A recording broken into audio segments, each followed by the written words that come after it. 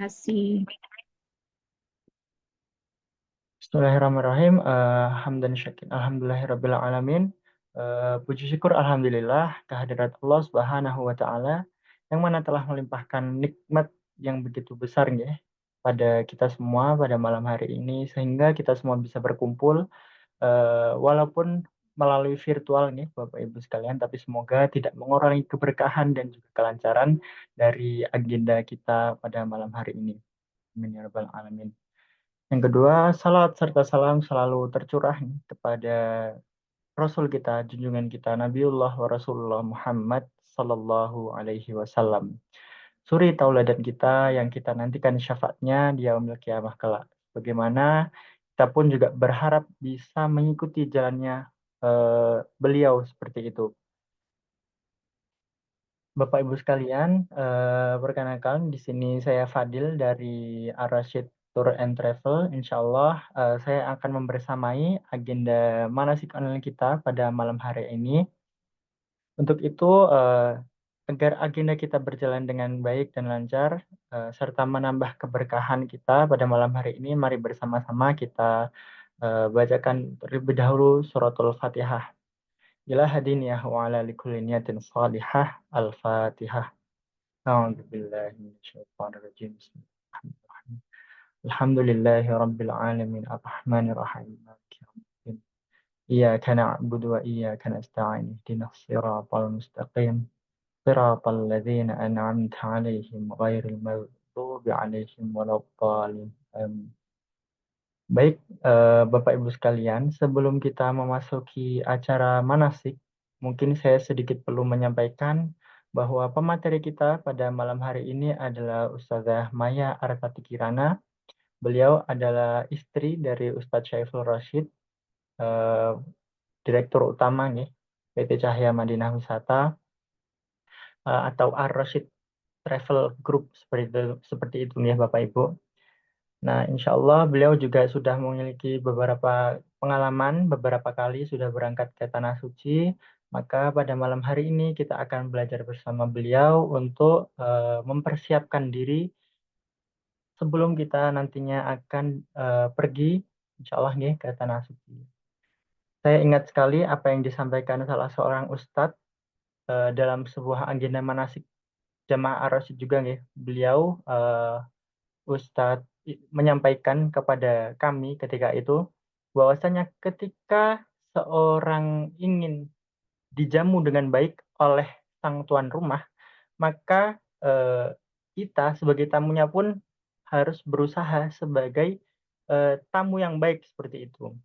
Nah, di sini kita akan menjadi tamunya Allah, Bapak Ibu sekalian, yang dimana Allah adalah Tuhan kita, zat yang maha menguasai segalanya seperti itu.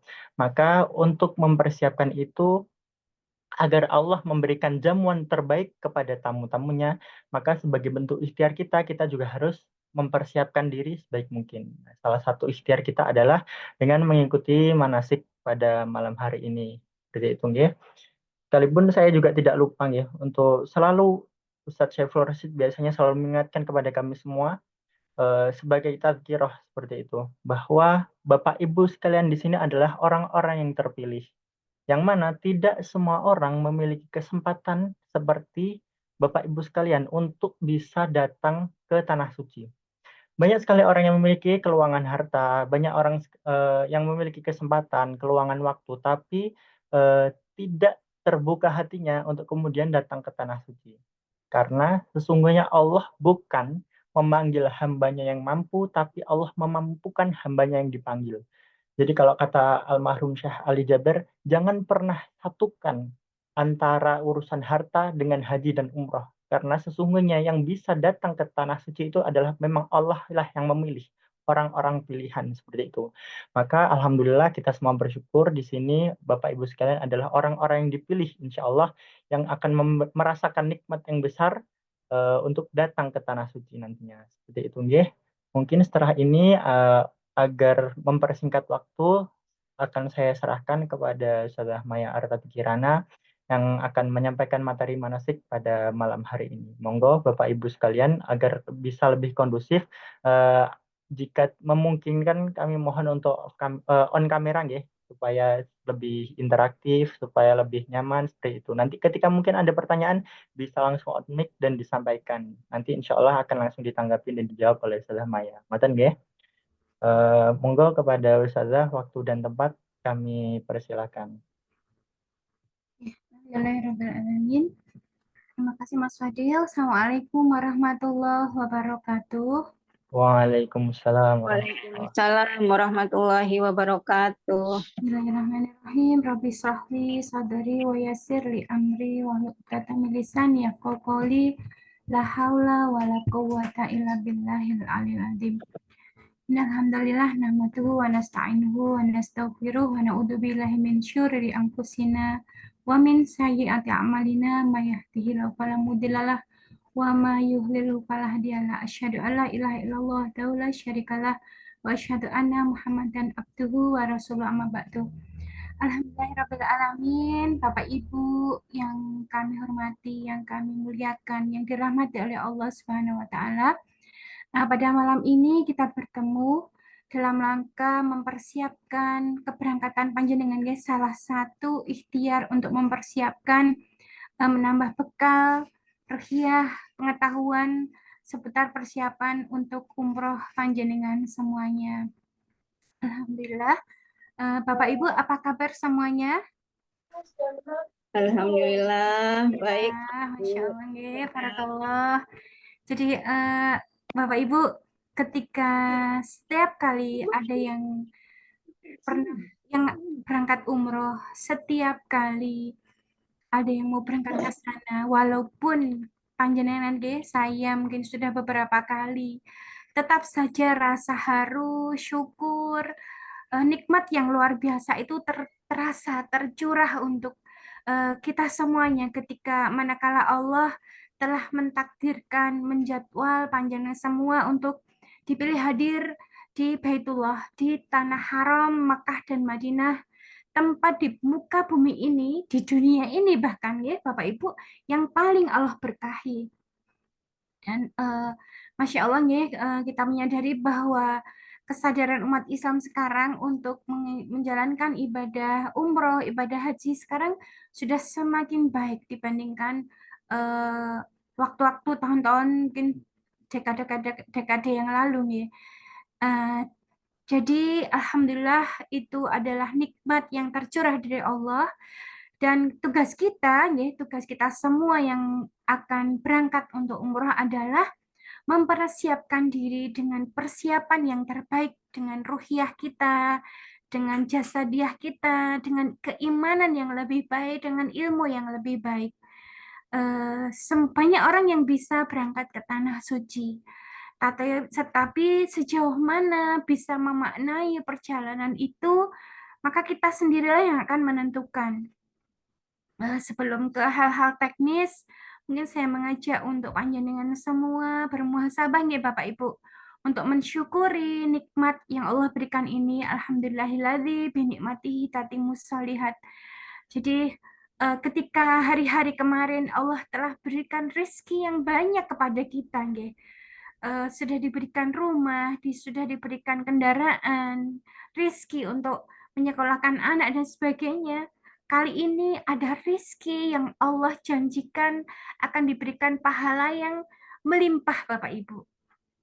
Yakni Rasul bersabda bahwa sesungguhnya haji dan umrah itu akan menghilangkan kefakiran dan menghilangkan dosa-dosa sebagaimana api membersihkan karat pada besi. Pengen bayangkan kalau ada misalnya ada besi yang berkarat, kemudian dibakar oleh api, pasti sampai meleleh meleleh, kemudian karatnya akan menghilang, meluruh bagian luarnya, kemudian gilap malih, kinclong malih. Jadi besi itu akan, ya besi yang awalnya berkarat itu menjadi cemerlang lagi.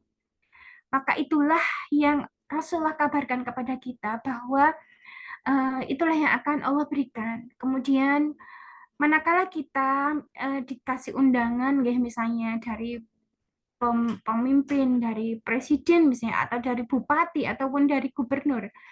Manakala kita misalnya dipun paringi undangan, nggih Ibu-ibu, pasti kita akan bersegera menyiapkan hari itu dengan pakaian terbaik, menyiapkan waktunya, kita ingat waktunya. Nah, sekarang ini yang mengundang panjenengan, yang menginginkan panjenengan untuk hadir ke sana dengan hidayah dan takdir waktu yang terbaik yang Allah berikan ini adalah Allah Subhanahu wa taala, penggenggam jiwa kita, penentu bahagia dan celakanya kita, penentu pengabulkan doa-doa, ngeten Ibu. Di sana ada tempat yang mustajab, ya, di Makkah, di Madinah ada tempat-tempat yang mustajab, yang di sana doa-doa akan Allah kabulkan. Dan di sana panjenengan langsung di pusatnya, di mana di atasnya ada arsnya Allah. Ketika panjenengan tawaf di Ka'bah, maka di atasnya ada malaikat yang sedang tawaf juga di bawah arsnya Allah. Ada banyak cerita, ada banyak pengalaman betapa doa-doa di sana itu makbul, dan kita harus hati-hati sepanjang perjalanan di sana. Milo untuk persiapan ruhiyah, mari membersihkan hati, meluruskan niat. Kita berikan waktu ini, kesempatan yang ke depan panjenengan mau tindak ini menjadi waktu teristimewa dalam kehidupan kita. Semoga kita berdoanya, semoga masih Allah berikan kesempatan lagi untuk melancarkan umrah berikutnya, haji berikutnya. Tapi bagaimanapun, setiap waktu yang kita persiapkan, mari dipersiapkan dengan keimanan yang terbaik, dengan hati yang terbaik, nih Bu, bahwa saat ini panjenengan telah dipersiapkan untuk mendapatkan karunia yang sangat besar dari Allah Subhanahu wa taala. Selanjutnya Bapak Ibu, saya share screen nggih, monggo diikuti.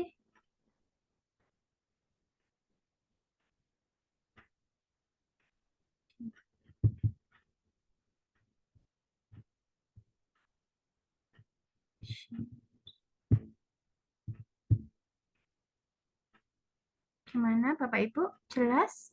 Bisa dipersani? Kelihatan nggih Bapak Ibu?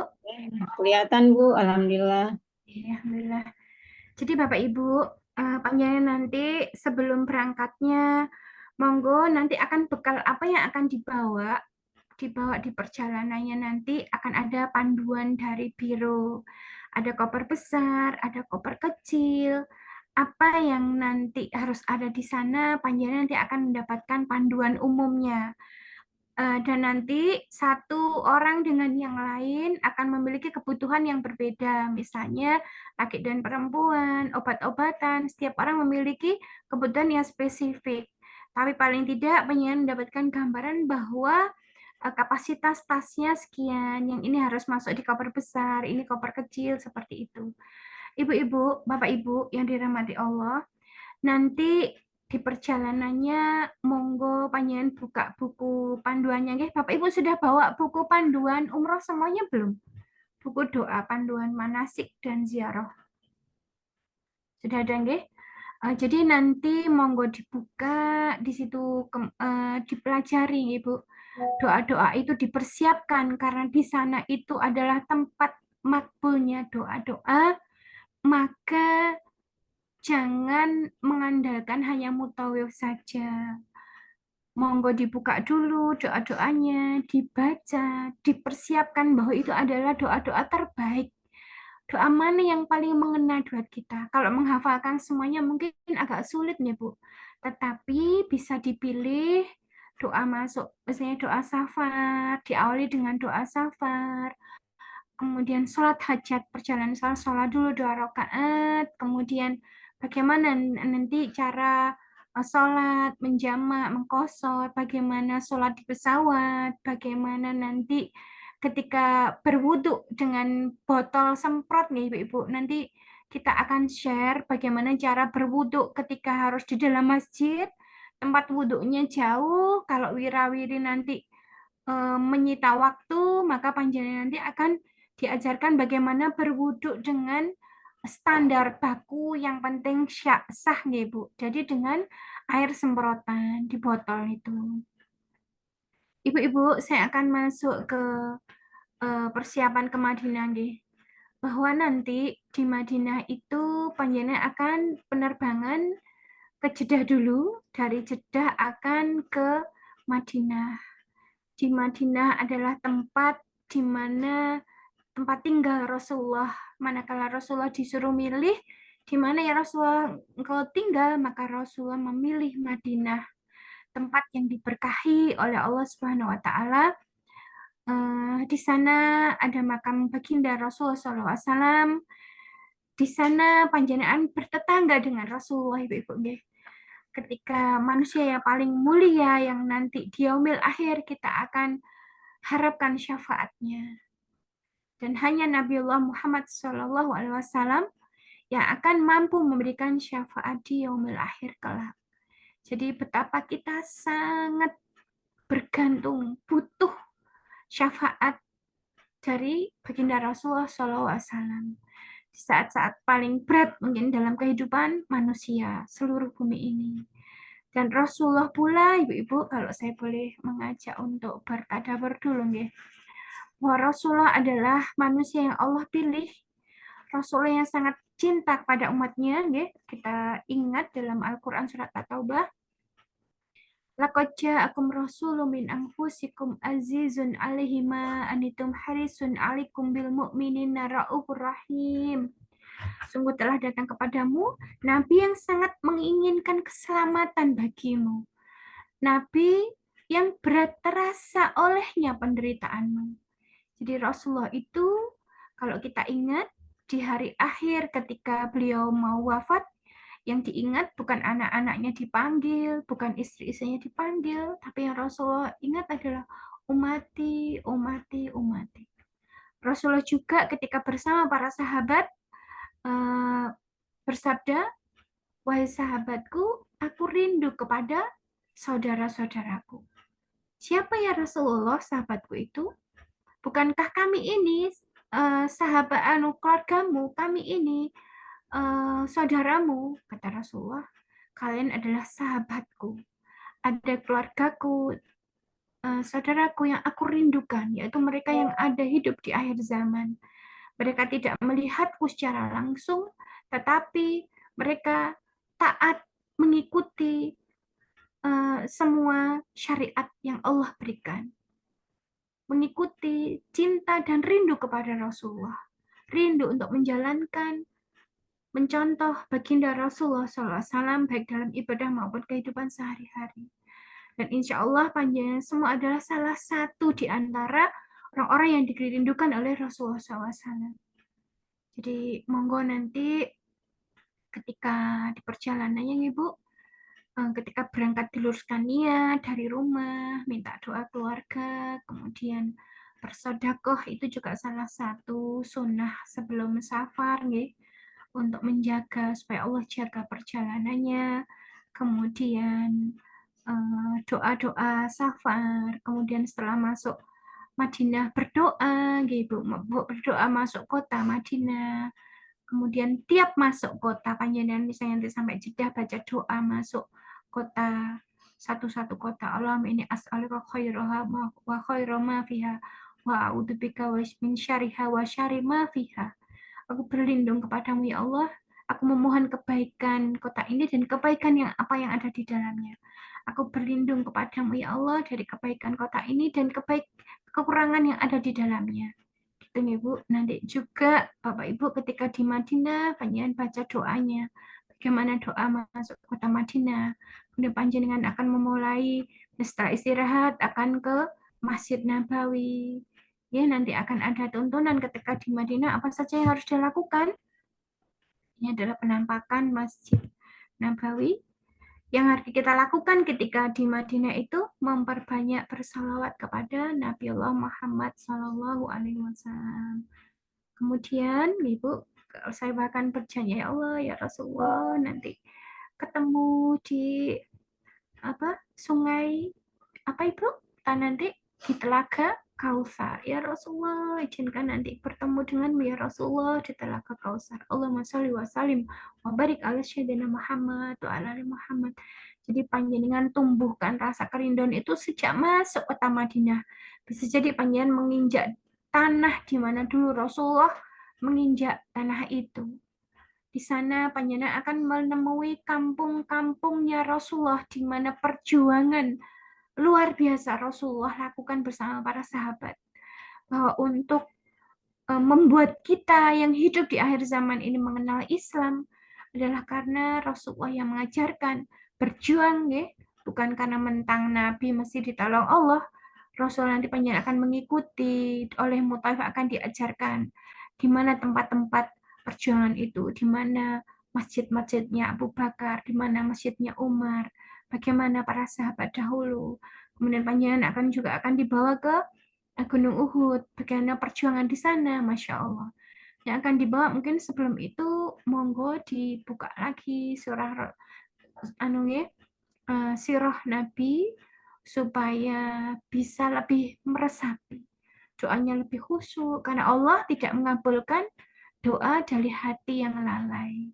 Jadi ilmunya pengen persiapkan. Kemudian nanti akan berziarah ke makam Nabi.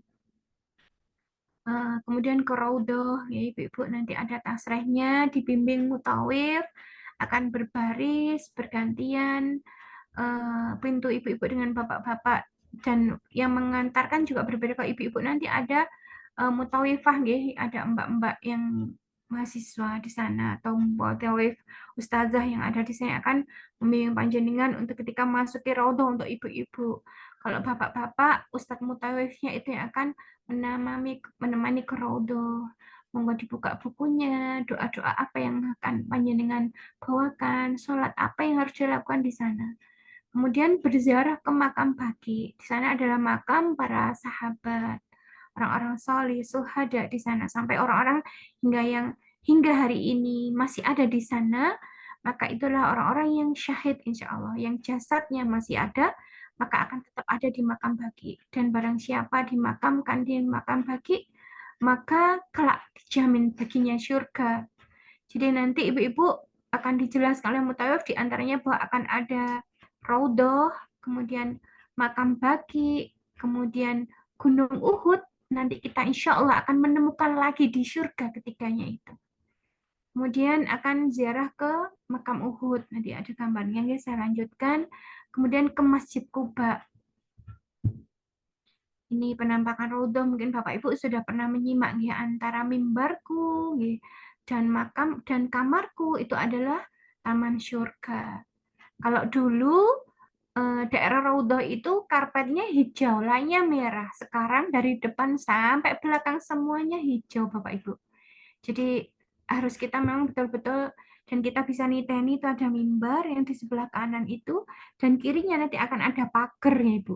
Kalau ibu-ibu nanti nggak bisa lihat langsung di depan makamnya Rasul karena ada tertutup tabir, yang bisa langsung berdiri di depannya makam Rasulullah itu adalah bapak-bapak. Kanan kirinya ada sahabat Abu Bakar dan Umar bin Khattab. Jadi bisa bersalawat, mengucapkan salam pada Rasulullah, kepada sahabat, ya ibu-ibu. Seperti ini nanti. Kemudian ini yang penampakan, kalau bapak-bapak bisa melihat seperti ini. Kalau ibu-ibunya ada ditutup tabir, panjenengan hanya bisa melihat yang warna hijau di atasnya itu yang kelihatan dari ibu-ibu. Yang pintunya itu akan tertutup tabir, dan jadi di belakang bapak-bapak itu ada tabirnya. Tapi waktu jadwal ibu-ibu ke Raudhah dengan jadwal bapak-bapak ke Raudhah itu tidak sama. Jadi ketika ibu-ibu nanti ke Raudhah, nggak ada suara bapak-bapak di situ. Ada jam yang berbeda. Tapi itu tadi, ibu nggak bisa langsung di depannya langsung. Tetapi perbanyak berdoa, sholat sunnah di sana. Ibu. Persiapkan doa-doa yang terbaik untuk panjenengan dan keluarga. Ini makam baqi. Biasanya kita tidak bisa masuk ke situ, Ibu, nggak selalu terbuka. Tetapi nanti akan setiap sholat-sholat 5 waktu itu biasanya akan ada sholat jenazah, ya. Itu ada yang wafat nanti dimakamkan di makam baqi itu. Nah, jangan tinggalkan, ambil pahalanya, kita mensolatkan itu. Rasulullah pernah bertanya satu kali kepada sahabat, siapa yang hari ini yang telah mengantarkan jenazah? Siapa yang sholat jenazah? Itu saat antara kita mengambil sebanyak-banyaknya keberkahan dan pahalanya. Berdoa yang khusyuk, nih. Seluruh tempat itu tempat yang diberkahi. Ya, banyak keajaiban di sana, mungkin nanti bisa dibuka di YouTube kisah-kisah seputar haji dan umroh. Ini Gunung Uhud, Bapak Ibu. Nanti akan ada ziarah, jadi hari-hari panjenengan di Madinah itu adalah sholat 5 waktu, kemudian berziarah ke makam Rasulullah, memperbanyak sholat di sana, berdoa di sana, menggunakan waktu sebaik-baiknya. Tahajud mulai dari sholat malam sampai subuh, tuh syuruk, duha, kemudian pulang, sarapan, mangke istirahat, menjelang duhur ke masjid lagi, gitu nggih. Atau makan dulu, monggo diatur, nanti ada mutawif yang mengarahkan ibu-ibu. Ini awalnya pada awal kegiatan hari-hari itu semuanya dengan dibimbing mutawif. Tapi setelah hari ketiga, keempat, biasanya Bapak Ibu jamaah itu sudah punya ini sendiri-sendiri. Ada yang udah aku capek, yang sepuh-sepuh misalnya. Aku tidak harus sebanyak berangkatnya, nggak sepagi yang muda misalnya. Karena di sana itu sholat subuhnya jam 5, maka seandainya datang jam 2 sampai jam 5 itu lama banget ibu-ibu dijaga nggih. Biasanya saking semangatnya nggih, pol-polan di nih kali Indonesia yang di sini subuhnya jam 4, di sana jam 5 atau setengah 6, jam jam 2 sudah berangkat ke masjid. Untuk yang sepuh-sepuh monggo dijagani, yang muda juga dijaga energinya, karena semangatnya kadangkala pas sudah berangkat, sudah pas ke Mekah, ketika mau umroh, energinya sudah berkurang, fitnya sudah berkurang. Jadi Bapak Ibu, Rasul bersabda bahwa sholat di Masjid Nabawi itu pahalanya sama dengan 1000 kali sholat di masjidku yang lain. Masjid yang lain ya. Sholat di masjidku itu pahalanya 1000 kali sholat di masjid yang lain. Panjenengan sudah pernah, insya Allah sudah pernah mendengarkan itu. Tapi monggo saya mengajak untuk berhitung ibu-ibu.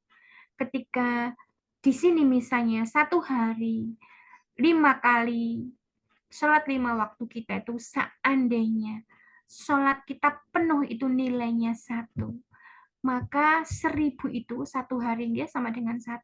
Maka 1000 itu apabila dibagi dengan 365 hari akan ketemu sekitar 2,73 tahun. Itu ketika satu hari, Ibu. Sholat di situ setara dengan sehari di situ 5 waktu di Masjid Nabawi setara dengan 2,73 tahun. Belum sholat duhanya, belum tilawahnya, belum sholat-sholat sunnahnya, belum sholat-sholat yang lain. Kemudian ini langsung saya hitungkan, coba kita hitung ketika yang Rasulullah sampaikan bahwa sholat di Masjidil Haram itu pahalanya setara dengan 100.000 kali sholat di masjid yang lain. Kalau kita hitung, Bapak Ibu monggo bisa pakai kalkulator dihitung. 100.000 itu apabila dibagi 365 hari, itu akan setara dengan 273 tahun. Itu pahala sholat 5 waktunya di Masjidil Haram. Padahal panjenengan bisa hitung nanti berapa hari di Madinah, berapa hari di Mekah. Betapa itu adalah fast track Ibu-ibu untuk mendapatkan pahala yang banyak. Kesempatan kita untuk menambah timbangan amal kita ya, adalah hari-hari di mana kita menjalankan haji dan umroh. Kalau dulu mungkin ketika seorang belum umroh itu bilang, umroh kok bolak-balik misalnya. Kenapa nggak kasihkan kayak yang lain? Karena ternyata ini urusan pribadi, sudah Ibu. Setiap memiliki kebutuhan terhadap Robnya. Setiap kita memiliki kebutuhan untuk mendapatkan ampunan. Setiap kita membutuhkan kesempatan untuk memperbanyak bekal untuk kembali kepada Allah Subhanahu wa taala. Jadi memang kalau ini dianggap jadi Allah itu begitu pemurah nih Bapak Ibu. Kenapa hitung-hitungan? Allah itu selalu mengajak kita berhitung Ibu-ibu. Ketika kita puasa Ramadan, ada Lailatul Qadar yang Allah janjikan pahalanya ketemu Lailatul Qadar itu sama dengan 1000 bulan. Kemudian ada puasa bulan Dzulhijjah, itu pahalanya menghapuskan dosa setahun lalu dan setahun yang akan datang. Maka Allah mengajak kita cerdas untuk berhitung. Maka monggo ibu-ibu dipersiapkan ruhiyahnya, berhitung, menghitung diri. Sebanyak apa kebaikan itu hendak kita raup di sana. Ini di Gunung Uhud, Syuhada Uhud. Nanti akan diceritakan bagaimana kisah perangan Bapak itu perang habis-habisan, sempat umat Islam mengalami kekalahan. Toh ketika Rasulullah sudah 3 hari perang habis-habisan dengan memegang senjata yang sangat berat, ada 3 kiloan, Ustadz menceritakan itu. Sudah sangat capek sampai ditandu masuk goa itu, diangkat oleh Rasul, udah nggak kuat lagi Rasulullah, digobong. Kemudian Rasulullah terluka parah, darahnya ada menetes di salah satu sahabat yang tertelan, kayak gitu ceritanya. Ketika sudah berhenti sejenak, ternyata Rasul sudah lagi. Coba perhatikan pasukan dari Mekah, Quraisy pulang dengan unta atau pakai unta atau kuda. Itu akan memperhatikan Rasul begitu jelinya, ini perang lagi enggak?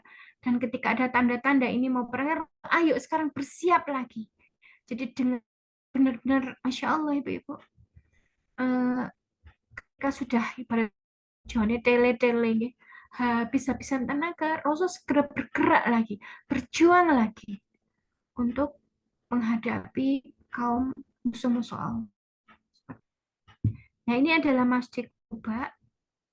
Barang siapa sholat sunnah di Masjid Kuba, maka pahalanya sama dengan beribadah umroh. Tunggu nanti waktunya, perjanjian sama mutawanya, biasanya Ibu sempat, kita sempat sholat 4 rakaat, Ibu, 2 rakaat salam, 2 rakaat salam. Tiap 2 rakaatnya itu sama dengan pahalanya, sama dengan pahala umroh. Jadi nikmat sekali ya Bu, kalau ingat ini semua rasanya dada ini sesek nih, penuh dengan kesyukuran, terharu ya Bu, bahwa penyanyi semua akan mendapatkan karunia yang Allah yang luar biasa ini. Kemudian ini kondisi di pemandangan di Masjid Kuba, ini tempat sholatnya bapak-bapak deh. Kemudian setelah di Madinah, panjenengan akan setelah beberapa hari di Madinah akan melaksanakan perjalanan ke Mekah. Nah, di perjalanannya itu kalau nanti sekitar 1 jaman beberapa waktu mendekati Mekah, nanti akan berhenti di. Nah, dari sini Bapak Ibu yang tadi di rumah sudah mandi, mandi bersih-bersih, mandi besar, mempersiapkan diri. Di sini Bapak Ibu akan mengucapkan niatnya. Labbaik Allahumma umratan lillah. Di sini panjenengan sholat sunnah 2 rakaat dan mengucapkan mulai talbiyahnya dari sini nanti. Jadi dari Madinah itu nanti mandinya, membersihkan bajunya, bapak-bapak juga sudah memakai baju umroh biasanya, bisa berjaket, dan di sini yang mulai harus semua aturan-aturan. Bapak Ibu bisa bertarbiyah mulai dari sini. Nah, mandi bersih-bersih, kemudian sebelum memakai baju ihram, itu yang bapak-bapak boleh pakai penghilang bau badan, misalnya kayak Rexona atau roll-on yang nggak berbau, karena nanti di perjalanannya rawan, nggak boleh terkena wangi-wangian.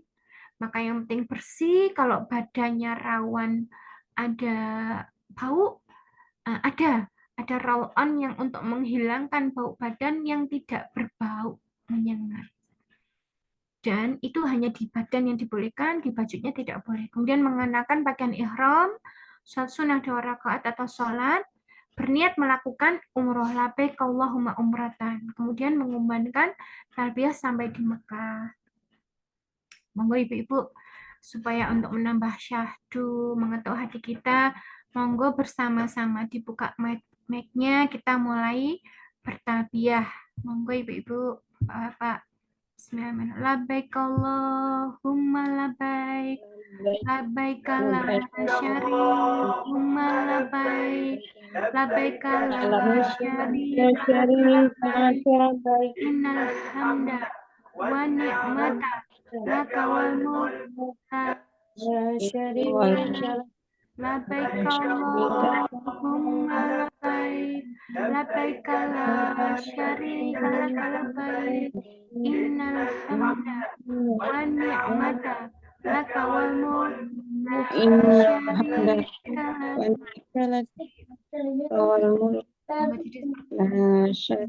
lak. Labbaik Allah. Labbaik Allahumma labbaik. Labbaik la syarika lak. Innal hamda wa ni'mata lak wal mulka la syarika lak. Ya Allah, aku sambut seruanmu ya Allah. Labbaik la syarika lak labbaik. Sesungguhnya tiada sekutu bagimu dan tiada kenikmatan melainkan darimu. Ya Allah, jadi memurnikan hati, memenuhi panggilan Allah Subhanahu wa taala, Bapak Ibu. Mungkin sebenarnya Allah telah memerintahkan sejak kita punya rezeki untuk berangkat, tapi mungkin kita sempat menundanya. Harus punya rumah dulu, harus punya kendaraan dulu, harus ini dulu, ganti motor dulu, baru berangkat umroh. Maka saat itu kita bisa mentaubati, Ibu-ibu. Saya pernah mendapatkan taujih dari guru saya. Tidak patut seorang mukmin memiliki cicilan motor barunya, sedangkan dia tidak punya cicilan untuk haji dan umrohnya. Karena sesungguhnya barang siapa pengen kaya, maka umrohlah. Barang siapa pengen haji, umrohlah.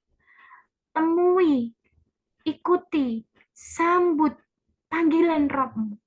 Ketika Allah mengajak, ayo ke sini, tak kasih tak kasih.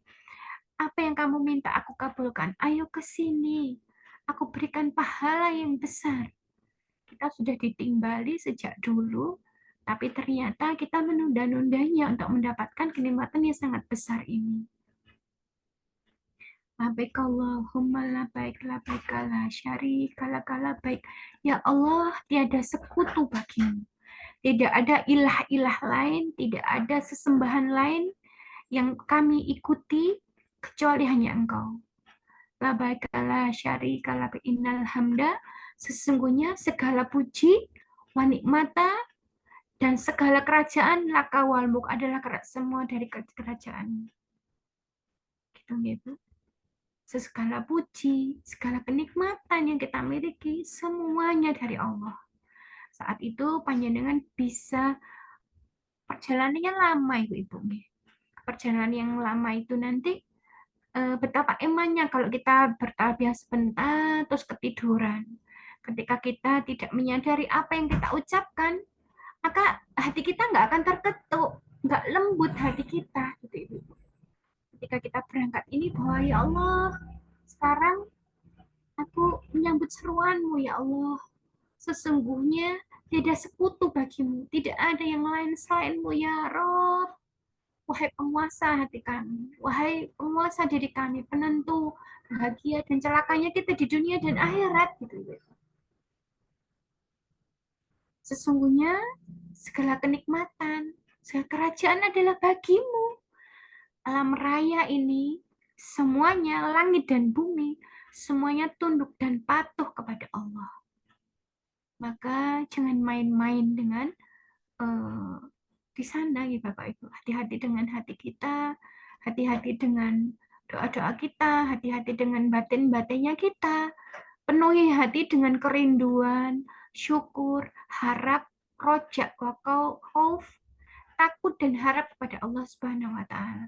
Semoga Allah nanti akan menyampaikan panjenengan semua untuk mendapatkan hadiah umroh yang mabrur, di mana akan Allah ampuni semua dosa-dosa kita dan semoga Allah kabulkan hajat kita atau Allah berikan yang lebih baik daripada apa yang kita minta.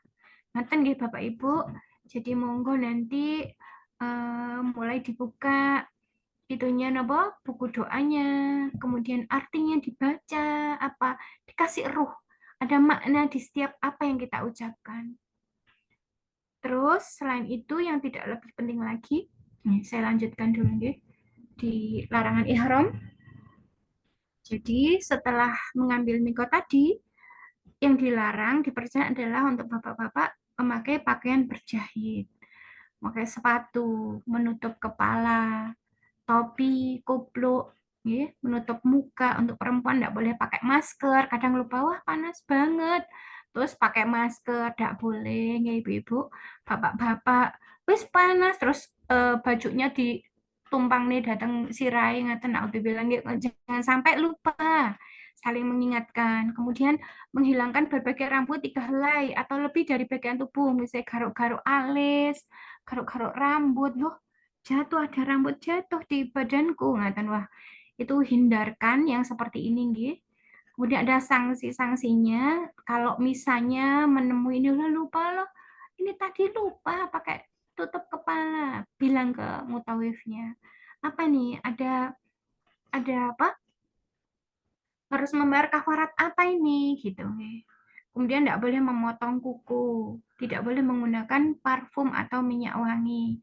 Untuk ibu-ibu berpakaian syar'i, tidak menutup wajah dan tidak menutup kedua telapak tangan. Ibu-ibu bajunya biasanya jamaah itu suka warna putih. Yang saya wanti-wanti kalau pakai putih, dobelin, pastikan tidak terawang. Untuk ibu-ibu tidak ada keharusan harus memakai pakaian putih. Bisa memakai baju hitam, bisa memakai seragam, misalnya untuk menyampaikan nanti supaya nanti tergantung panjenengan negosiasi dan ketentuan saran dari mutawifnya, diskusi dengan semua kelompoknya. Enaknya pakai apa ini? Karena kita pertama kali berangkat, biar mudah untuk mengabani ya Bapak Ibu, jamaah saya ke sini, belok ke sini, masuk ke masjid misalnya. Untuk menengeri kersane gampil, nanti akan janjian pakai baju apa. Ngaten nggih Bu? Nah, seperti ini. Kemudian berburu binatang, makan nyebrek-nebrek nyamuk, nopo-nopo, membunuh-bunuh binatang itu, tapi kayaknya nggak ada nyamuk insya Allah. Gitu. Semut apa nggak ketemu insya Allah. Minta pertolongan dari Allah, kemudian ketika ngambil mikot, di sana itu banyak tanam-tanaman, cukup dipersani mawon, ya, mboten tanpa sakit godhong apa ya, mungkin sithik pengen tahu, dipegang, diputek, jangan sampai seperti itu. Kita hindarkan yang seperti ini. Sibukkan hati kita dengan mempersiapkan ruhyah untuk mendapatkan pahala, ampunan, nikmat yang luar biasa dari Allah Subhanahu wa taala. Kemudian melakukan aktivitas jima dan aktivitas mengantar kepada jima ini mungkin ketika Rasulullah dulu deh perjalanan naik onta dengan jarak sekitar 450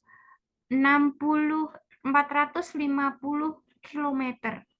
Kalau dulu berhari-hari, jadi larangan ini terjadi kalau kita dengan naik bis hanya dalam waktu 4 jam dari Mekah ke Madinah. Kemudian kalau dari Bir Ali ya sekitar 1 jaman mungkin dari sana. Kalau naik kendaraan dengan bis akan sangat cepat, perjalanan apalagi dengan kereta, ya sekarang ada kereta juga. Seperti itu. Jadi itu tadi larangan-larangannya. Untuk ibu-ibu biasanya agak lupa itu tadi, masker jangan dipakai, sarung tangan jadi tidak dipakai kecuali yang selontongan itu kan telapak tangan bagian luarnya kelihatan. bapak-bapak pakai sandal kemawon, sandal yang tidak menutup mata kakinya. Terus mungkin panjenengan akan masuk ke Mekah. Ya, seperti ini. Masya Allah. Ada doa masuk Mekah. Ini beberapa doa saya munculkan supaya kita merasakan bahwa kita begitu besar butuhnya kita kepada Allah. Ketika ada doa masuk ke Mekah, kemudian mutawifnya ngajak doa, panjenengan nyimak. Siapkan bukunya, dibuka bukunya. Supaya apa? Supaya panjenengan bisa membaca artinya. Nanti nggih. Betapa bagusnya doanya ini. Bismillahirrahmanirrahim. Allahumma hada haramuka wa amnuka faharrim rahmi wa dami wa sya'ri wa bashari ala nari wa amini min adzabika yauma tab'atsu ibadaka waj'alni min auliyaika wa ahli ta'atika. Yang artinya, ya Allah, kota ini adalah tanah harammu, tempat yang aman, maka hindarkanlah daging, darah, rambut, kuku, bulu, dan kulitku dari neraka. Amankan aku dari siksamu. Masukkan aku ke dalam golongan walimu dan ahli taat kepadamu. Masya Allah, Ibu. Indah sekali Bapak Ibu doa ini. Alangkah emanya, dan Rasul sudah mengingatkan kita sesungguhnya Allah tidak mengabulkan doa dari hati yang lalai. Gitu. Bahwa ini di sana, di tempat yang makbul doa-doa ini, Ibu, ada doa yang seindah ini. Doa yang kita mungkin kalau disuruh notopi ya Mbak, tidak kepikiran. Ada doa sebagus ini. Nanti ketika tawaf, pengen buka doa-doanya tawaf itu banyak sekali. Wah, gak mungkin ini harus ngapalin ini, tidak mungkin. Tapi panjenengan bisa simak dulu, ditandai, man aku butuh ini, dan jangan-jangan ternyata kita butuh semua doa-doa itu. Jadi ketika baca doa itu dibaca, paling tidak panjenengan arti intinya tahu bahwa doa ini adalah doa memohon keberkahan dari Allah dengan bertawassul ada di tanah haram ini, agar diri kita terhindar dari api neraka. Kemudian terhindar dari siksa Allah SWT. Kemudian agar kita dimasukkan dalam golongan wali Allah. Gitu. Insya Allah, ya Bapak Ibu. Dan Rasulullah menceritakan bahwa wali Allah itu, Allah dalam Quran, la khaufun alaihim. Wali-wali Allah itu tiada ketakutan, tiada khawatir bagi mereka. Dan dalam hadis yang lain, Allah berfirman dalam hadis qudsi, sesungguhnya wali-waliku itu adalah kekasihku yang ketika bicara, aku menjadi lisannya. Ketika berjalan, aku menjadi kakinya. Ketika dia melihat, aku menjadi matanya. Maka Allah menjadi penolong dalam setiap aktivitasnya. Seperti itu wali Allah itu, Ibu. Yang doa-doanya makbul dan selalu dijaga oleh Allah Subhanahu wa Ta'ala.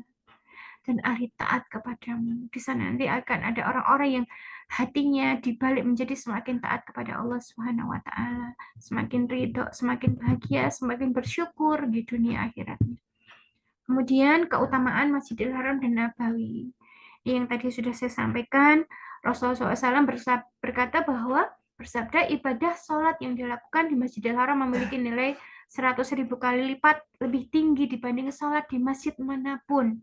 Rasul bersabda, sholat di masjidku ini, di Masjid Nabawi, lebih utama 1000 kali lipat daripada sholat di tempat lain, kecuali di Masjid Al-Haram. Karena itu tadi, hadis riwayat Ahmad dan Ibnu Majah. Bapak Ibu, Rasulullah juga bersabda, mungkin panjenengan sudah membaca juga bahwa sesungguhnya tidaklah Allah mencatat sholat seorang hamba, melainkan ditulis baginya hanya 1/10-nya, hanya 1/6-nya, hanya 1/3-nya, hanya 1/6-nya, atau hanya 1/10-nya saja. Artinya apa? Kualitas sholat seorang hamba itu bermacam-macam. Maka hal yang harus kita persiapkan untuk mendapatkan ibadah yang penuh makna itu mempersiapkan sholat kita, memperbaiki sholat kita, membaca lagi arti dari ucapan doa-doa bacaan yang kita baca dalam sholat kita. Minimal dalam Al-Fatihahnya. Betapa ada diskusi bahwa sesungguhnya dalam Al-Fatihah itu ada dialog antara Allah dan hambanya. Bismillahirrahmanirrahim. Dengan nama Allah yang Maha Pengasih, Maha Penyayang. Alhamdulillahirabbil alamin. Segala puji bagi Allah. Ya, baginya segala puji, pemilik kebaikan yang kita harapkan kebaikannya. Dan sesungguhnya ketika kita bisa mengucapkan alhamdulillah, itu adalah lebih kekal dibandingkan nikmat yang Allah berikan selama kita di dunia ini, gitu ya, Bu. Ucapan alhamdulillah itu lebih besar dari nikmat yang kita syukuri. Alhamdulillahirabbil alamin arrahmanirrahim maliki yaumiddin. Jadi setiap kita membaca satu ayat itu Allah menjawab dengan alhamdulillahirabbil alamin, hambaku memujiku, hambaku malik iya karena butuh ya, hambaku memuliakan arrahmanirrahim, hambaku memuliakanku. Iya karena butuh, iya karena saya ya Allah, kepadamu aku menyembah dan kepadamu aku mohon pertolongan. Allah menjawab, ini adalah urusan antara aku dan hambaku. Dan ketika dilanjutkan di ayat berikutnya, Allah menjawab bahwa bagi hambaku apa saja yang ia minta. Dan ini hadis sahih, Bapak Ibu. Coba pengen nanti dibuka lagi di googling hadis qudsi tentang Al-Fatihah. Di antara panjenengan mungkin sudah pernah mendapatkan ini, ada bagusnya untuk dibuka lagi, ditadabur lagi. Kemudian ketika bacaan rukuk, subhanallah, subhanallah bihamdihi, subhanallah, subhanallah bihamdihi, subhanallah. Ya, seperti itu. Segala maha suci Tuhanku, maha agung, bagimu segala puji, subhanallah, bihamdihi, subhanallah. Bagimu segala puji, maha suci Tuhanku, maha agung, bagimu segala puji. Gitu nih, ketika ruku sami Allahu liman hamidah, dan ketika seorang hamba membaca sami Allahu liman hamidah, maka dia saat minimal seorang hamba harus ingat dalam sholatnya, sadar itu ketika sami Allah liman hamidah. Monggo dibuka lagi hadis-hadis, buku-buku tuntunan sholat khusyuk. Bahwa sholat khusyuk itu bukan sekedar menghafalkan arti dari bacaannya, tapi dengan sholat itu terjalin komunikasi dengan Allah Subhanahu wa Ta'ala.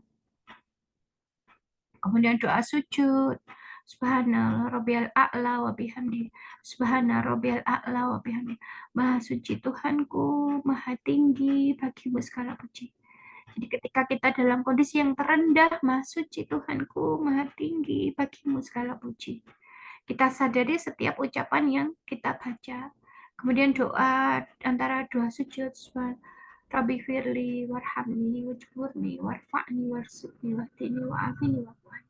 Seandainya kita mungkin disuruh ya, kamu minta, oh saya kasih waktu 1 menit, mintalah semua yang paling penting dalam hidupmu.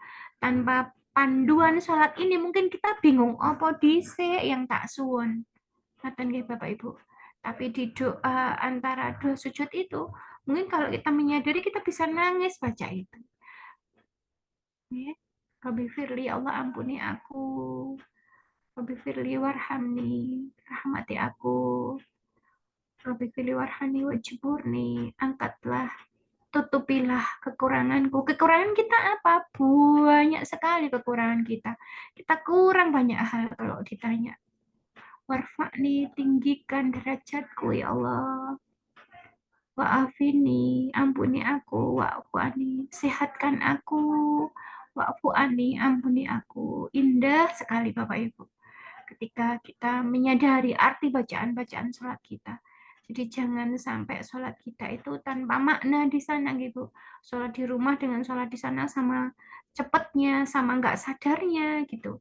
Jangan sampai sudah jauh-jauh dijanjikan pahala 100.000 kali, sholat kita nggak paham apa yang kita baca.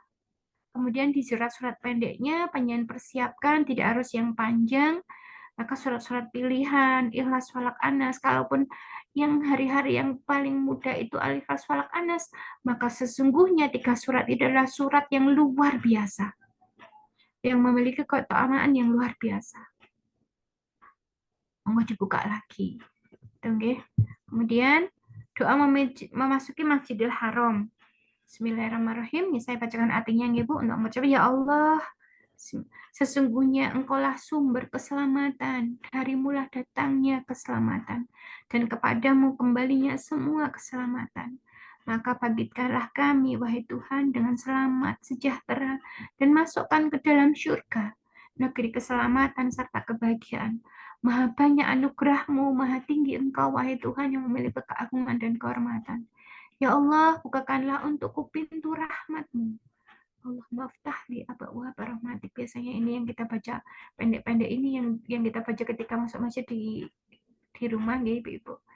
Itu diperlengkapi, aku masuk masjid ini dengan nama Allah, dengan segala puji bagi Allah, serta salat dan salam untuk Rasulullah. Yang hafalkan ini karena keluar masuk masjid itu ada doanya. Jangan sampai kita tinggalkan kesempatan mendapat kebaikan yang begitu besar ini, Bapak Ibu. Kemudian ini adalah gambaran di dalam Ka'bah. Panjenengan nanti akan mulai melaksanakan umroh. Doa melihat Ka'bah juga ini. Allahumma bismillahirrahmanirrahim. Allahumma zid hadal baita tasrifan wa ta'ziman wa takriman wa mahabatan wa zidman syarrafahu wa karamahu mimma hajjahu awi tamarahu tasrifan wa ta'ziman wa takriman wa birron. Ya Allah, sesungguhnya Engkau yang menambah kemuliaan dan keagungan dan kehormatan terhadap tempat ini. Dan berilah tambah kemuliaan, kehormatan, keagungan, serta kebaikan kepada orang yang memuliakan, yang mengagungkannya, yaitu orang-orang yang meramaikannya dengan berhaji dan berumroh. Ada doa lagi di situ, Bapak Ibu. Bismillah, semoga Allah mudahkan untuk membacanya. Kalaupun dari ngapain nanti ditandai di buku doanya itu dilipeti ngaten nggih atau ditulis yang khusus ngaten nggih. Nah, ini tadi berdoa ketika masuk Makkah, masuk Masjidil Haram, kemudian ketika ada orang sholat tidak lewat di depan orang sholat, dihindarkan deh yang kalau bisa dilakukan, tapi biasanya saking padatnya yang seperti ini agak sulit kita untuk melaksanakan karena padatnya. Sholat tahiyatul masjid atau langsung tawaf itu biasanya lihat waktunya juga, biasanya ada kesempatan sholat tahiyatul masjid, biasanya mutawifnya mencari tempat itu jalan atau mutawif cari tempat lapang untuk sholat 2 rakaat dulu, kemudian tawaf. Kemudian berdoa ketika melihat Ka'bah. Nah, ini kemudian mulai melaksanakan ibadah umroh yang urutannya seperti ini. Panjenengan sudah banyak belajar, insya Allah. Niat tadi di tempat mengambil mikot, kemudian tawaf, berjalan mengelilingi Ka'bah sebanyak 7 kali putaran. Kemudian dilanjutkan dengan sa'i, berjalan dari Safa ke Marwa, dan sebaliknya sebanyak 7 kali. Yang keempat tahalul, yang kelima tertib atau berurutan. Yang tawaf tadi berjalan mengelilingi mulai dari Hajar Aswad, kemudian pakai isyarat Bu. Harusnya mencium Hajar Aswad untuk memulai. Hari kita mulai dengan mencium tangan dulu. Bismillahirrahmanirrahim, mencium tangan, terus diisyarat seolah-olah memegang Hajar Aswad. Boten dada nih Bu, ada maknanya. Bahwa ketika kita memulai untuk tawaf, cium tangan kita, kemudian diarahkan ke Hajar Aswad, itu untuk simbol bahwa kita sedang melakukan mencium Hajar Aswad untuk memulai tawaf. Nah itu untuk supaya saling mengingatkan, nggak lupa, boleh bawa nyiapin manik-manik misalnya, dibuat di rumah nyiapin manik-manik 7 gitu nggih, dibuat gelang kecil gitu nggih, 1, 2. Nanti ketika sudah tawaf sendiri tidak bersama mutawif, tawaf itu sama dengan sholat tahiyatul masjid Bapak Ibu. Jadi nanti panjenengan bisa tawaf sendiri ketika tidak bersama mutawif. Misalnya panjenengan mungkin pas Hijr Ismailnya sedang terbuka, bisa sambil ke sana. Sambil bisa berusaha untuk bisa masuk ke Hijr Ismail. Hijr Ismail ini belakangan banyak ditutup. Tapi ada kalanya tiba-tiba dibuka. Kalau panjang karena di situ ada hadisnya, barang siapa sholat di dalam Hijr Ismail itu sama dengan sholat di dalam Ka'bah. Di situ dijanjikan akan terhindar dari api neraka. Dijamin orang yang sholat di dalam Hijr Ismail itu, makanya orang berebut untuk masuk ke sana. Gitu nggih. Berdoa, ya Allah, bukakan. Minta saja sama Allah. Apa yang panjenengan inginkan, minta saja. Ketika ada keluhan begini dan begitu, ya Allah, kok utangku kok kerus perut tiba-tiba misalnya perutnya kok sakit. Doa minta sama ya Allah, sembuhkan perutku sambil doa. Nanti akan Allah sembuhkan. Kok ngeluh, tiba-tiba ngeluh, minta sama Allah. Apapun yang panjenengan butuhkan, panjenengan inginkan, minta sama Allah. Karena itu sedang di bawah arsy-Nya Allah. Doa-doa sedang sangat makbul, Bapak Ibu. Di situ dia ada pintu Ka'bah, memulai dari Hajar Aswad, lurus Hajar Aswad, pinggir itu akan ada lampu hijau. Jadi kalau misalnya untel-untelan ke wadah, Hajar Aswadnya nggak kelihatan, maka kita melihat ke sebelah kanan, ada lampu hijau di atas, nempel di tiang masjid. Lampu hijau itu lurus dengan Hajar Aswad. Kalau Hajar Aswad ketutup, lihat ke atas yang itu udah lurus dengan Hajar Aswad. Kemudian memulai putaran. Doanya nanti ikuti yang ada di buku atau mutawif, ustadznya itu pasti akan menuntun panjenengan. Tapi tidak dengan artinya, maka alangkah baiknya ketika panjenengan itu juga sudah membaca terlebih dahulu. Tidak ada bacaan yang wajib dibaca di sana. Ada sunat muakkadnya, itu adalah antara rukun yamani dan Hajar Aswad membaca doa sapu jagat. Ada 7 kali putaran, panjenengan bisa mempersiapkan putaran pertama. Aku akan meminta doa misalnya untuk diri sendiri, untuk keluarga, untuk siapa, untuk apa, pengen apa, panjenengan buat list sendiri sesuai dengan kebutuhan panjenengan. Gitu nggih. Silakan setelah ini panjenengan bisa buka di YouTube Ibu-ibu. Nyari manasik bersama Ustadz Adi Hidayat. Manasik bersama Ustadz Abdul Somad. Manasik bersama Buya Yahya misalnya. Pengen bukai semuanya, pengen pelajari agar karena satu ustadz dengan yang lain itu memiliki kelebihan yang berbeda-beda. Ada kebaikan-kebaikan titik tekan kita bisa ambil dari beliau masing-masing. Nah, itu gitu nggih, yang sebenarnya ada tempat yang makbul nggih, yaitu di Multazam antara Hajar Aswad dan pintu Ka'bah. Itu tempat yang mustajab. Kalau misalnya panjenengan sudah selesai sholat, habis subuh, habis sholat wajib, kalau sholat wajib itu biasanya sak mlebune sak dapatnya tempat setelah adzan nggih, adzan selesai panjenengan bisa nyari tempat. Kalau tidak bersama orang sepuh, masih muda bisa nyari tempat yang ideal, pintu yang terbaik yang bisa sholat di depan multazam, Ibu. Tapi tidak harus di sana. Tapi paling tidak saya mengingatkan ada tempat-tempat yang terbaik yang bisa kita pilih. Oke. Nah, itu bapaknya itu berdiri di samping Hajar Aswad dan pintu Ka'bah. Oke, itu di Hijr Ismail. Ketika itu dibuka, yang masuk banyak. Doa kemauan. Ya Allah, mudahkan ya Allah. Saya dulu ketika, waduh, piye ki wonge gede-gede gitu ya. Nggak kecepet piye, minta sama Allah, ya Allah, bismillah. Saya doa perlindungan, ya Allah, biar nggak kecepet, biar nggak jatuh. Bismillahirrahmanirrahim. Saya minta perlindungan keselamatan, saya minta bisa masuk ke situ.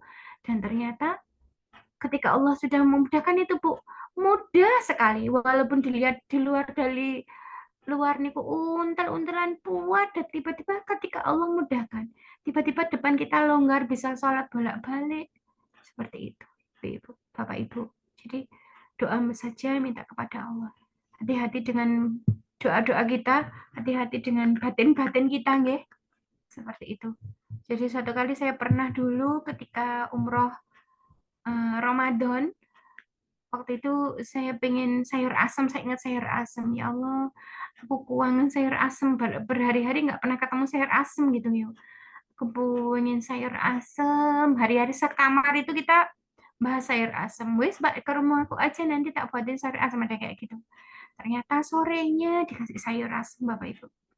Kemudian pernah lagi saya tuh batin ada orang-orang India gitu nih, yang kalau sholat kayak pakai tunik dan celana aja, nggak pakai kaos kaki, terus rambutnya nggak pakai mukena ya, di sana nggak biasa mukena ibu-ibu kecuali orang Indonesia. Rambutnya ya pakai jilbab ya, yang pakai yang diputar-putar di kepala itu saja gitu. Saya batin, aku nggak diajari ustadznya yo, apa, pakai menutup aurat yang rapi. Saya tuh cuma batin ibu-ibu. Ya satu kali saya pernah, itu bulan Ramadan, dan paginya saya diare, sudah sangat lemes, dan suhunya sangat tinggi. Jadi ketika setelah tawaf itu saya butuh duduk lemes, lemes banget karena energinya habis, dan harus puasa, dan harus dengan suhu yang tinggi. Saya lemes, saya minta Ustadz, saya minta izin istirahat sebentar. Ketika sekitar 3 dia, sekitar saya kanan kirinya itu orang-orang India, Pakistan yang saya sudah habis batin. Piye kok sholatnya kok nggak pakai ini gitu nih. Akhirnya mereka yang tiba-tiba mijitin badan saya, terus beliau ibu-ibu itu membawa air zam-zam untuk guyur di kepala biasanya ibu, karena panasnya habis diguyur gitu terus langsung kering lagi. Ramadan tahun-tahun yang dulu itu biasanya sangat panas, suhunya 48-49. Jadi waktu itu badan saya tiba-tiba diguyuri sama ibu-ibu, dipijitin, kepala saya dipijitin sambil mereka guyurin. Beberapa orang itu guyur air zam-zam di badan saya, tapi cepat kering juga. Jadi saya batin, seolah-olah sama Allah diingatkan, jangan lihat orang dari dohirnya. Kita tuh nggak tahu siapa yang lebih mulia di hadapan Allah. Orang yang saya batin itu ternyata mereka yang tiba-tiba mijitin saya, ngopeni saya ketika saya sangat lemes gitu. Ketika yang lain sudah sedang bersiap mau saing ya ibu-ibu, bapak ibu. Ternyata seperti itu. Dan doa-doa yang lain banyak sekali. Ketika aku pengen ke Hijr Ismail, tiba-tiba digeret, ada teman yang ngajak. Ketika di Madinah, ada teman yang sampai malam ketika habis terawih, jam 2 baru buka raudhah nih. Dibuka raudhah, saya pulang, padahal besoknya sudah harus pulang. Saya malam itu, saya itu diare waktu itu, itu mulai dari Madinah. Sudah perutnya error, yang saya cerita dibawa sampai ke Mekah itu. Umroh pertama sehat-sehat saja, umroh berikutnya perutnya masih masih masih lemesnya masih ada. Nah waktu itu malam itu teman saya, wes aku alhamdulillah udah ke Raudhah lagi. Waktu itu nggak ada tasreh, Ibu. Jadi bisa bebas ngambil jam-jam tertentu untuk ke Raudhah. Sekarang nggak harus pakai tasreh, atau panjenengan nanti kalau jatah kerombongan pengen sudah habis bisa bergabung ke jamaah yang lain. Minta izin. Jamaah siapa saja. Paling tidak orang Indonesia supaya ngomongnya enak. Minta izin, saya boleh bergabung, saya ingin ikut bareng ke Raudhah, penuh dengan prasangka baik, tata hati, keyakinan bahwa Allah akan mudahkan. Besoknya ternyata, ya Allah, saya nyesel waktu itu, kenapa aku tadi pulang, perutku sakit, aku pulang, aku kan pengen ke Raudhah lagi, gitu. Pagi sebelum berangkat pulang, tiba-tiba ada ibu-ibu yang geret saya terus untuk ke Raudhah. Dan Mbak Maya, hari ini ada kajian sebelum pulang, ada kajian, ada beberapa ustadz yang ikut waktu itu di rombongan saya. Ada kajian sebelum pulang. Aku pengen ke Raudhah gitu. Ternyata ya kita kajian, kita berusaha di Raudhah aja dulu. Ternyata Allah mudahkan, ada orang yang membantu saya untuk akhirnya ke Raudhah, dan di sana pun ada kajian Syaikho yang ngasih kajian di Masjid Nabawi itu pakai bahasa Malaysia, ibu-ibu. Jadi saya itu raudhahnya dapat, kajiannya juga dapat. Jadi minta saja apapun yang pengen butuhkan, jangan makin aneh-aneh, jangan berprasangka buruk, yakin Allah dekat, Allah Maha mengabulkan, Allah Maha mendengar semua hati kita. Itu posisi multazam yang tidak bisa kita abaikan untuk kalau bisa mepet ke sana, nih bapak-bapak terutama nempel ke sana.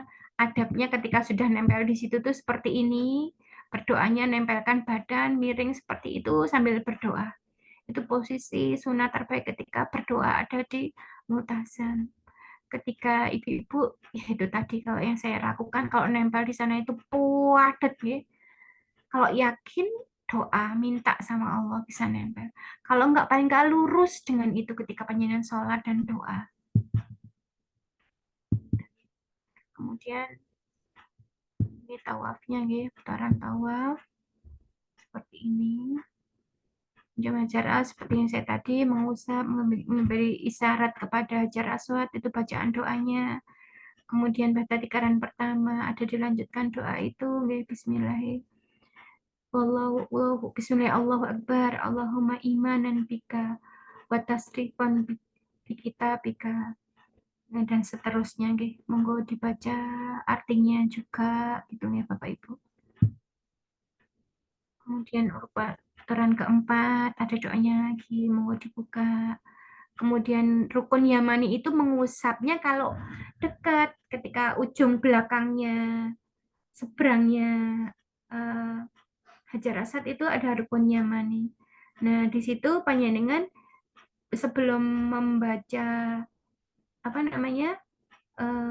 doa sapu jagat, Rabbana atina fid dunya hasanah, itu isyaratnya kayak jadi tangannya aja diangkat seolah-olah mencium gitu ya Bu.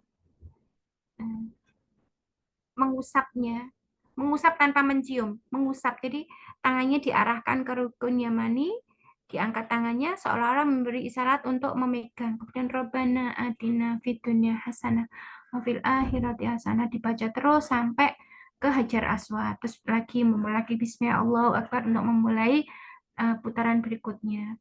Boleh berdoa, boleh berzikir apa saja selama tawaf, bahkan bisa membaca Al-Quran.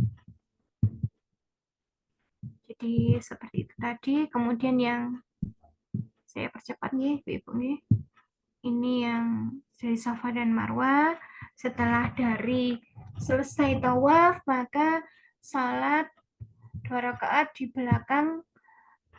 Kalau sudah selesai tawaf, Bapak-bapak menutupkan bajunya di pundak kanannya. Berdoa di multazam sambil berjalan menuju ini. Kemudian sholat sunnah 2 rakaat di belakang makam Ibrahim. Nih, kemudian nanti akan dituntun sama Ustadz bacaannya. Kemudian sholat sunnah 2 rakaat di belakang makam Ibrahim itu tadi, nih. Kemudian menuju ke Safa Marwah.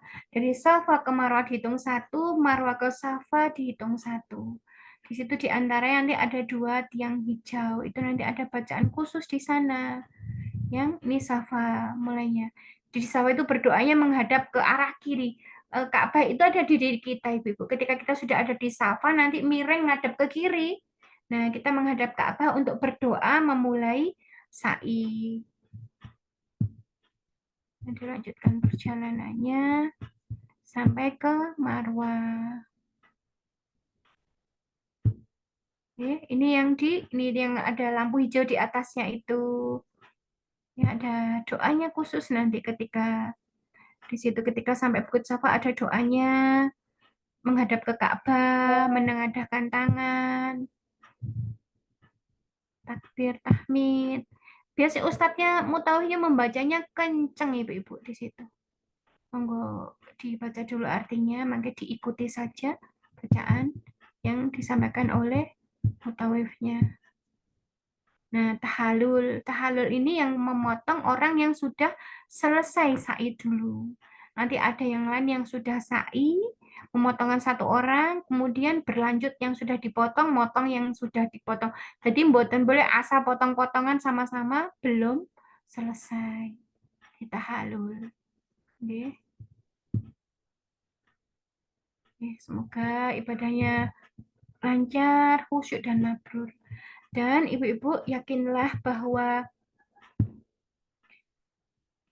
apa yang sudah panjenengan persiapkan, baik bironya, bajunya, kendaraannya, teman seperjalanannya, itu adalah Allah yang mendatangkan, Allah yang memilihkan. Siapapun yang nanti akan ditentukan menjadi teman di dalam kamar panjenengan, itulah partner terbaik untuk mendapatkan pahala, saling menolong dalam ibadah, saling membantu. Jadi ambil kesempatan itu sebaik-baiknya. Jadi manakala biasanya ada yang jamaah muda-muda itu, kalau ada yang jamaah sepuh agak lambat itu ada yang nggak mau. Kemarin terakhir saya itu ada jamaah yang dari Lombok, 3 orang yang nggak bisa bahasa Indonesia, nggak bisa bahasa Jawa, cuma bahasa Sasak. Jadi ngomongnya orangnya sepuh-sepuh semua, nggak mau nutup pintu, semuanya nggak mau diajari, takut salah. Ada satu ibu yang temannya waktu itu saya juga bersama ibu saya yang kondisinya juga harus disorong kursi roda, ibu-ibu ini, Bu, saya tolong, saya mau ganti, Bu, saya kan mau ibadah, gitu. Tapi akhirnya ketika sudah sampai ke Mekah, ganti ya, Bu. Dia bilang, Bu Maya, saya tetap di sini saja, saya mau ambil pahalanya. Gitu ya, Bu.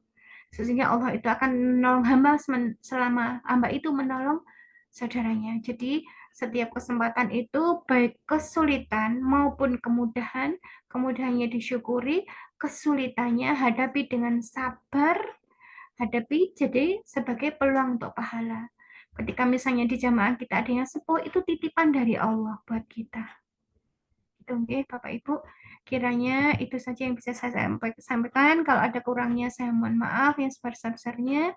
Nanti panjenengan dari Madinah akan ada lagi manasik oleh Ustadz Mutawifnya, yang insya Allah akan jauh lebih baik daripada saya untuk kembali menyiapkan semuanya, bagaimana pakai baju ihramnya, bagaimana A, B, C, dan sebagainya akan diulang lagi dengan lebih detail oleh Ustadz yang membimbing panjenengan semuanya.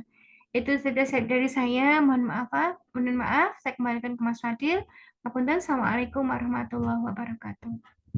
Waalaikumsalam warahmatullahi Waalaikumsalam warahmatullahi wabarakatuh. wabarakatuh. Masya Allah, terima kasih banyak sudah Terima kasih. menyampaikan materi yang cukup lengkap, sudah cukup banyak nih yang kita dapatkan.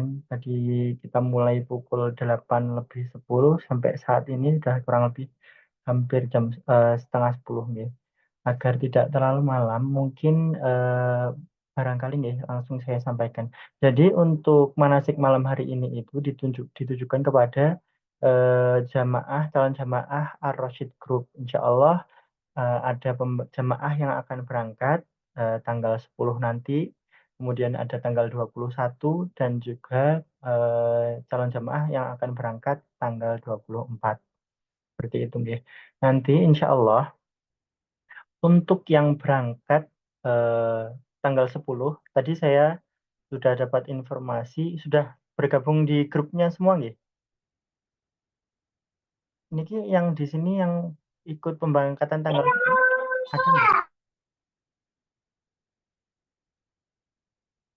Jadi nanti insya Allah oke, mboten napa. Nanti besok saya follow up lagi. Insya Allah grupnya sudah ada untuk pemberangkatan yang nanti tanggal 10 nih Bapak Ibu. Itu nanti berangkatnya siang nggih, siang. Jadi take off pesawat itu pukul 12.45. Jadi kurang lebih panjenengan akan diminta datang 3 jam sebelum take off seperti itu. Untuk apa? Untuk persiapan nanti masukin koper, nanti juga ada arahan dari tour leader dan juga dari tim, kita doa bersama, ada pengarahan dan seterusnya. Termasuk nanti ketika panjenengan, ini berlaku untuk semuanya nih, barangkali juga sudah ada yang pernah umroh. Tapi barangkali mungkin Bapak Ibu di sini juga ada yang baru pengalaman pertama mungkin ya. Jadi nanti ketika panjenengan datang di bandara, nanti sudah ada tim handling yang akan menerima, yang akan menyambut panjenengan. Nanti jadi ada koper besar yang jenengan bawa itu diserahkan ke tim handling, kemudian tas paspor dan juga koper kecil itu nanti yang jenengan bawa sendiri. Yang tas besar itu nanti akan langsung diantarkan untuk disiapkan masuk ke bagasi seperti itu. Dan nanti koper kecilnya dan tas paspornya jenengan bawa sendiri. Jangan lupa untuk paspor dan vaksin, surat vaksin, kartu kuning meningitis itu wajib dibawa nih Bapak Ibu. Karena peraturan saat ini kita diminta lagi ya untuk bawa kartu surat izin meningitis, surat vaksin meningitis seperti itu ya. Jadi ketika nanti jenengan sampai di bandara, jenengan akan diterima, disambut dan juga ditentukan nanti di grup ya, di grup akan dikoordinasikan titik kumpulnya di mana. Biasanya sih di depannya Dunkin Donuts seperti itu. Nanti jenengan akan berkumpul di situ bersama, ada pengarahan, ada pembagian tiket, visa dan juga nanti paspornya juga dibagi, pembagian kalung Sisko Patuh namanya, ID card yang resmi dari Kemenak. Jadi nanti itu untuk sebagai tanda pengenal ketika panjenengan di sana, ID card ini tidak boleh dilepas nih Bapak Ibu ketika jenengan keluar dari hotel seperti itu. Karena itu nanti yang akan menjaga panjenengan. Jangan sampai nggih naudzubillah barangkali untuk orang yang mungkin tersesat seperti itu nanti di sana itu akan banyak askar namanya polisi-polisi yang menjaga dan juga memantau jamaah-jamaah umroh. Nah, di situ nanti ketika ada kelihatan orang yang bingung atau tersesat, nah mereka nanti itu mengenali kita atau membantu kita melalui ID card itu nanti seperti itu. Di situ di ID card itu nanti ada tertera dengan rombongan dari mana, nomor teleponnya timnya, tour leadernya siapa, hotel jenengan di mana. Nanti maka ketika misalnya ada yang tersesat gitu, akan diantarin ke hotelnya atau diteleponkan tour leadernya seperti itu. Maka jangan sampai kalung itu nanti ketika jenengan keluar dari hotel itu tidak dibawa. Setiap aktivitas di luar, entah nanti mungkin mau belanja, entah mau nanti ibadah, monggo tetap dibawa. Seperti itu, nggih. Kemudian mungkin saya sekalian sampaikan, biasanya ada yang juga bertanya, nanti untuk penukaran real seperti apa? Nanti ketika di sana apa bisa nggih nanti kita apa namanya, kalau mau berangkat umroh lagi kesepakatan seperti apa kayak gitu. Jadi nanti itu akan dibahas seluruhnya di grup menjelang pemberangkatan ya Bapak Ibu sekalian. Monggo nanti kalau yang untuk penukaran real, uang real, monggo jenengan siapkan uang cash saja. Nanti dari tim travel akan membantu ketika sudah sampai di sana akan ditukarkan. Nanti ada yang namanya mutawif dan juga tour leader. Monggo jenengan untuk segala apapun bisa dikomunikasikan, bisa dikonsultasikan, bisa ditanyakan. Insya Allah pasti dibantu, pasti akan difasilitasi. Misalnya jenengan menyiapkan sangu berapa 2 juta seperti itu. Monggo 2 juta itu ditukarkan ke tim yang ada di sana, ada mutawif kan. Setelah itu ketika barangkali nanti ada sisa itu bisa dikembalikan lagi dan ditukarkan lagi dengan rupiah. Seperti itu nggih Bapak Ibu. Terus juga jangan lupa ketika ada di Saudi, ketika ada di luar negeri nggih, eh, jenengan nanti untuk berkomunikasi ada fasilitas WiFi di hotel. Tapi kalau keluar hotel, maka jangan harus siap dengan paket data roaming namanya. Roaming itu kan untuk internet di luar negeri seperti itu. Monggo kalau misalnya dari panjenengan ada yang berminat dibantu untuk apa namanya mengaktifkan paket roaming, nanti bisa hubungi admin yang biasanya nanti ya beri panjenengan. Jangan bisa hubungi di nomor itu atau mungkin di nomor saya. Seperti itu ya. Atau mungkin bisa langsung ke Pak Rosyidnya seperti itu disampaikan. Insya Allah pasti akan kami jawab seperti itu. Kemudian monggo barangkali ada seputar materi terkait dengan manasik. Kalau ya ada yang mau ditanyakan bisa disampaikan monggo Bapak Ibu.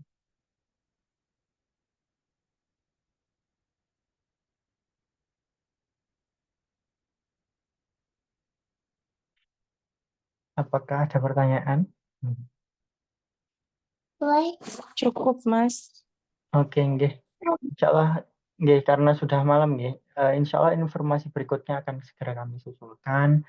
Semoga setelah ini apakah ada pertemuan di Zoom kedua? Insya Allah untuk Zoom Meet online itu untuk sekali ini ya Bapak Ibu. Untuk mungkin jamaah yang belum bisa mengikuti Meet, nanti record dari Zoom ini akan saya upload ke YouTube. Nanti baru kami share lagi lah kepada jamaah yang mungkin belum kesempatan untuk mengikuti. Tapi sebenarnya Bapak Ibu sekalian, jangan buatan perlu khawatir apabila nanti sampai menjelang pemberangkatan masih biasanya kan ada yang sebagian itu ngerasa gugup atau takut. Nanti aku gimana ya kalau nggak paham? Nanti beripun ya, nah, misalnya di sana sebenarnya ketika nanti panjenengan melaksanakan ibadah umroh, pasti tim itu akan mengkondisikan untuk supaya semuanya terkondisi dengan baik. Jadi setiap langkah ibadah yang jenengan laksanakan nanti, mulai dari ambil mikot sampai sampai akhir di tahalul itu benar-benar dipandu dan ditemani. Jadi jenengan nggak usah takut untuk misalnya nanti ketika kalau saya nanti nggak hafal gimana ya, pasti didampingi. Dan sebelum nanti panjenengan melaksanakan ibadah umroh, pasti nanti juga ada manasik juga di sana. Jadi manasik itu akan bisa berkali-kali. Mungkin malam hari ini jenengan sudah disampaikan sama Bu Maya berkaitan dengan materi-materi seputar atau gambaran ketika di Tanah Suci. Nanti sebelum pemberangkatan di bandara itu dibahas lagi. Nanti ketika di Madinah sebelum melaksanakan umroh itu juga akan dibahas lagi dan disampaikan lagi. Tapi insya Allah akan lebih ngelontok lah Bapak Ibu. Dan ketika pelaksanaan ibadah, ya, karena ibadah umroh ini nggak kayak ibadah sholat yang kita nggak bisa berkomunikasi. Kita ketika umroh itu kita bisa ngomong sama satu sama lain, bisa komunikasi. Maka pasti di situ akan banyak interaksi antara satu jemaah dengan jemaah yang lain, saling bantu-membantu, saling kompak, dan juga saling mengingatkan seperti itu. Jadi insya Allah semuanya akan berjalan dengan baik dan semoga lancar. Ngoten nggih. Mungkin karena sudah waktu menunjukkan pukul 9:30, kita bisa akhiri nggih meet pada malam hari ini. Semoga persiapan panjenengan mulai hari ini sampai hari H pemberangkatan sampai nanti pulang lagi ke Indonesia, semoga semuanya dimudahkan, dilancarkan dan juga diberkahi. Amin. Jenengan juga sehat-sehat selalu, setiap urusannya dimudahkan, ngaten nggih. Dan juga jangan lupa ketika di sana nanti bisa mendoakan saudaranya, kerabatnya, orang-orang tercintanya, orang-orang terdekatnya untuk bisa menyusul atau bisa berangkat kembali ke tanah. Termasuk doakan kami, saya gitu juga, dan juga mungkin Bu Maya untuk segera dipanggil kembali nanti ke Tanah Suci. Di sini saya mewakili tim Ar-Rasyid menyampaikan mohon maaf apabila dari awal panjenengan mungkin berkomunikasi dengan kami hingga sampai hari ini persiapan pemberangkatan sampai nanti menjelang pemberangkatan, apabila ada hal-hal yang kurang berkenan di hati, kami mengucapkan mohon maaf sebesar-besarnya. Intinya Bapak Ibu sekalian, apabila ada hal-hal yang ingin ditanyakan, selama hal yang mungkin jenengan perlu kami bantu, monggo disampaikan. Insya Allah pasti akan kami bantu. Ngoten nggih. Mungkin sekian, kita akhiri dengan doa kafaratul majelis. Subhanakallahumma wa bihamdika asyhadu an la ilaha illa anta astaghfiruka. Terima kasih kepada semuanya. Saya tutup nih. Terima kasih. Assalamualaikum warahmatullahi wabarakatuh. Waalaikumsalam warahmatullahi wabarakatuh. warahmatullahi wabarakatuh. Terima Terima kasih. kasih. Nah, ini monggo.